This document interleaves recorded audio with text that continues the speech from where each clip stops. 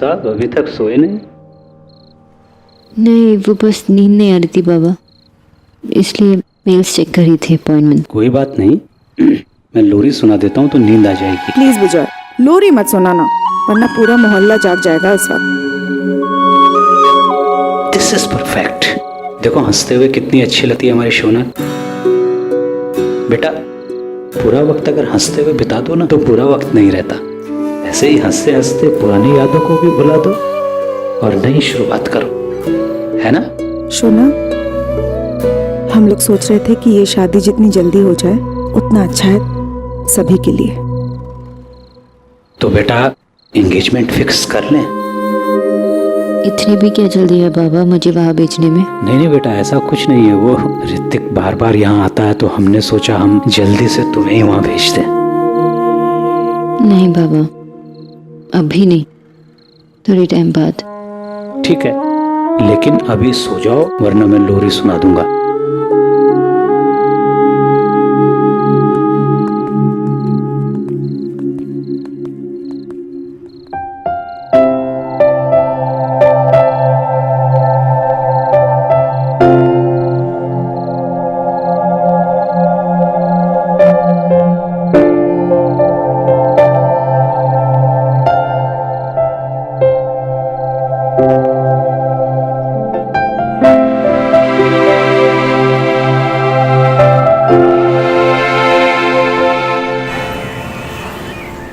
Hrithik relax, इतने सारे banks है, कहीं और ट्राई करो।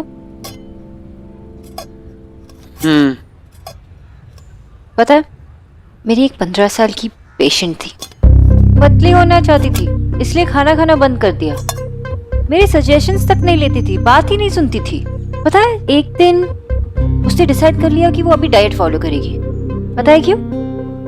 क्योंकि जिसपे उसे एक क्रश था ना, उसे सोनाक्षी सिन्हा पसंद थी और इसलिए उसे वेट बढ़ाना था, तो खाना खाना शुरू कर दिया। ऋतिक, तुम्हें याद है तुमने मुझे एक लद्दाख वाली कहानी सुनाई थी, लंबी वाली? आई होप कहीं मुझे तुम्हारी कहानी तुम्हें ना सुनानी पड़े। पता नहीं सोनाक्षी, कुछ अजीब सा हो रहा है। I mean, आज दूसरी बार बैंक ने मेरी लोन की एप्लीकेशन को रिजेक्ट कर दिया है। मेरे सारे पेपर्स ऑर्डर में हैं और आज जो हुआ है वो तो कुछ अजीब ही था। I mean, क्या हुआ? तुम्हें पता है, मैंने तुम्हें उस जगह के बारे में बताया था, लक्ष्मी नगर वाली, मेरे क्लिनिक के लिए जो मैंने देख के रखी थी, जिसका मैंने एडवांस भी दे दिया था।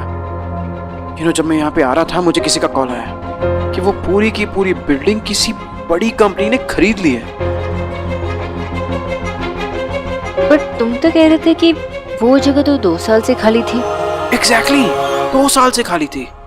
फिर ऐसी जगह पे एक बड़ी सी कंपनी, एक ऐसी बिल्डिंग, वो भी उस एरिया में, क्यों खरीदेगी? और वो प्रॉपर्टी डीलर पता है क्या कह रहा था कि जो उस जगह की एक्चुअल वैल्यू है ना, उससे कई ज्यादा कीमत पे बिकी है वो जगह। वो जगह मेरे लिए एकदम परफेक्ट थी।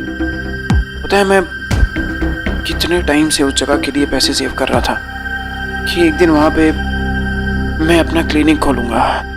आई डोंट नो, अचानक से एकदम ये सब कुछ क्या हो रहा है? सोनाक्षी, आई एम सॉरी, पर इस वक्त मुझसे खाना नहीं खाया जाएगा। अगर हम थोड़ी देर बाद मिले तो तुम माइंड तो नहीं करोगी? Of course not. अगर तुम थोड़ी देर के लिए अकेले भी रहना चाहते हो तो इट्स ओके। थैंक्स।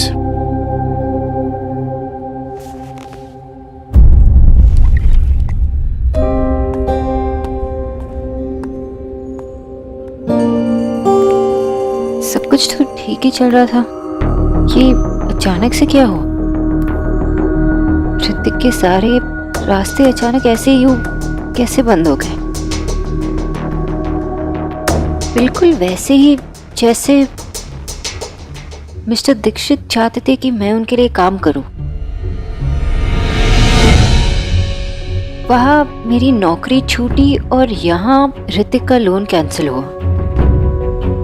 एक एक करके मुझे नौकरी नहीं मिल रही थी और यहाँ ऋतिक का लोन दोबारा कैंसिल हो गया। और अब ये Batra property agent.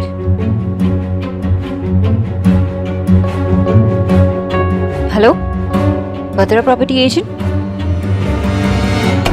Mister Dikshit, मैं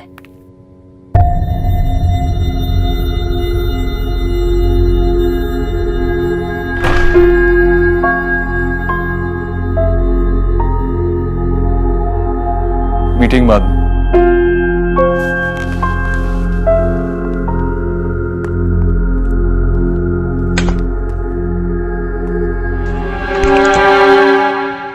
इतने महीनों में मैं आपको पहली बार पहचान पाई हूँ मिस्टर दीक्षित।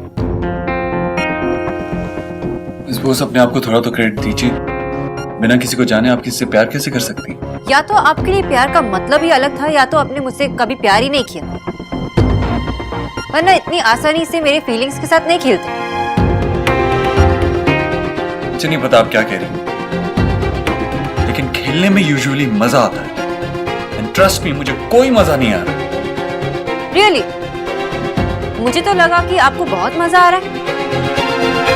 पहले किसी से कहो कि आप उससे प्यार करते हो, फिर उसे ढेर सारे सपने दिखाओ, फिर एक ही झटके में उस सारे सपने को तोड़ दो, फिर उसे कहो कि आपकी लाइफ में उनके लिए कोई जगह नहीं। जब वो खुद को संभालने की कोशिश कर रही हो, आगे बढ़ने की कोशिश कर रही हो, अपने लाइफ में किसी और के लिए जगह बनाने की कोशिश कर रही हो, तो आप उसके लाइफ में ढेर सारे प्रॉब्लम्स खड़ी करते हो।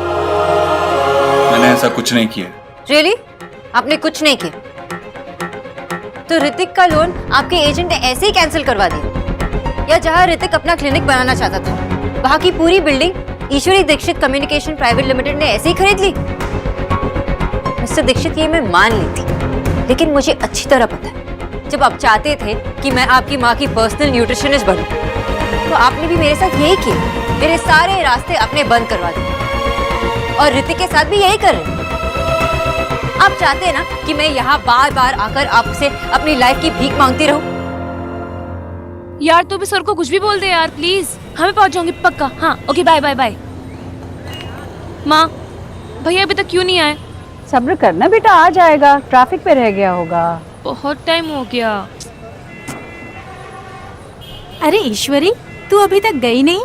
मुझे लगा देव आ गया होगा। हाँ हाँ, उसी का इंतजार कर रही हूँ मैं, बस पहुँचता ही होगा।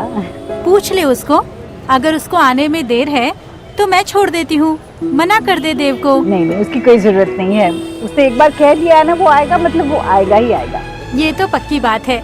श्रवण कुमार है तुम्हारा बेटा। अच्छा, उसके लिए कोई लड़की ढूंढी तुमने? बहुत अच्छी लड़की है मेरी नजर में। तू बोले तो बात चलाऊं? अभी नहीं, अभी थोड़ा समय है। आप मेरे लिए तो नहीं रुकी है ना? नहीं मतलब अगर आपको देर हो रही है तो आप जा सकती हैं, ये है मेरे साथ। अच्छा ठीक है, मिलते हैं। हाँ